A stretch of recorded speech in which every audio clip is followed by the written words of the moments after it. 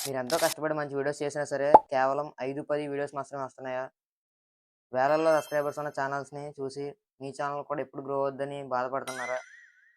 So, చాలామంది అనుకుంటారు, యూట్యూబ్‌లో సక్సెస్ అవ్వాలంటే లక్ ఉండాలి, లేదా పెద్ద పెద్ద కెమెరాలుండాలని. అసల నిజం కాదు. కేవలం ఒకే ఒక్క నెలలో మీ ఛానల్ మానిటైజ్ అయ్యే విధంగా నేను ఈరోజు 3 సీక్రెట్స్ స్టెప్స్ అయితే చెప్తాను. ఫాస్ట్ వన్ మాత్రం అస్సలు మిస్ అవ్వద్దు. అది మిస్ అయ్యారంటే ఖచ్చితంగా మీ ఛానల్ వ్యూస్ అయితే పెరగడం ఇంపాసిబుల్. ఫస్ట్ పాయింట్ వచ్చైతే చాలామంది చేసే పెద్ద మిస్టేక్ ఏంటంటే ఇందులో మిక్స్డ్ కంటెంట్ అప్‌లోడ్ చేయడం. ఈరోజు మీరు వ్లాగ్స్ చేశారు. రేపొద్దున వంట వీడియో చేస్తారు. ఎలాగైతే మీకు రీచ్ ఎందుకెళ్తది?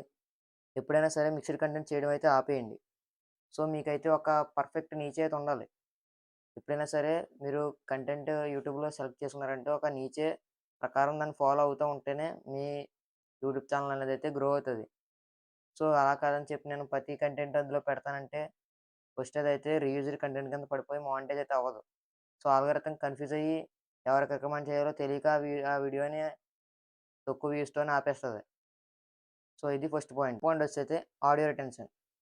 అంటే ఏంటంటే ఇప్పుడొక వ్యూవర్ ఉన్నాడు. మీ వీడియోని ఎంతసేపు చూస్తున్నారు అనేదైతే దీని మీద క్లియర్‌గా ఉంటదనమాట. మీ వాయిస్ ఓవర్ క్లియర్‌గా ఉందనుకోండి, లాస్ట్ వరకు చూస్తారు. లేదు మధ్య మధ్యలో గ్యాప్ ఇచ్చి ల్యాగ్‌గా ఉందనుకోండి, స్కిప్ చేసుకుంటా పోతారు. అక్కడ మీకు స్క్రిప్టెడ్ అనేదైతే పెరిగిపోద్దనమాట.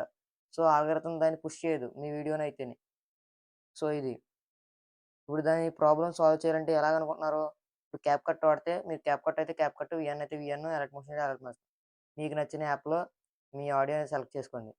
సెలెక్ట్ చేసిన తర్వాత అక్కడ మీకు టైమ్‌లైన్ నడుస్తుంటది కదా! మీ లేయరు, వాయిస్ లేయరు.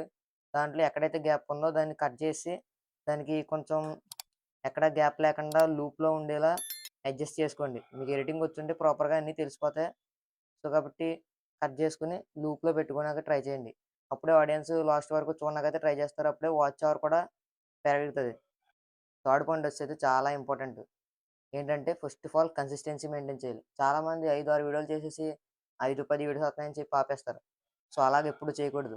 చాలామంది పెద్ద పెద్ద క్రియేటర్‌లందరూ సక్సెస్ అయినోళ్ళు ఫస్ట్‌లో కన్సిస్టెన్సీగా అప్‌లోడ్ చేసినోళ్ళే. మీలాగా మధ్య మధ్యలో వదిలేయడాలు చేయలేదాళ్ళు. సో, మీరు కన్సిస్టెన్సీని నమ్ముకోండి. కన్సిస్టెన్సీని నమ్ముకుంటే ఖచ్చితంగా గ్రో అవుతది. మీరిప్పుడు ఒక 30 డేస్ ఛాలెంజ్ పెట్టుకోండి. 30 డేస్ కన్సిస్టెన్సీగా అప్‌లోడ్ చేయండి.